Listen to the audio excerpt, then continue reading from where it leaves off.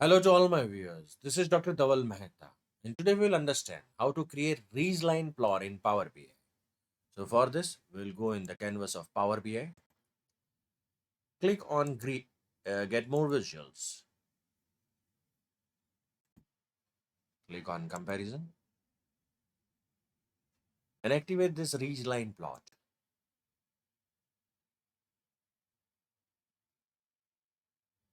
Press Add. As soon as you press Add, this app will appear in the visualization section. Here is it. Click on it. The next thing which you do is click on the Ridgeline plot. On x-axis, select the subcategory. On y-axis, select the region.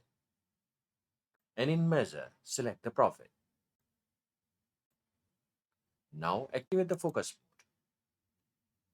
So we can see here that in which region, which subcategory is performing well. So let's talk about this one.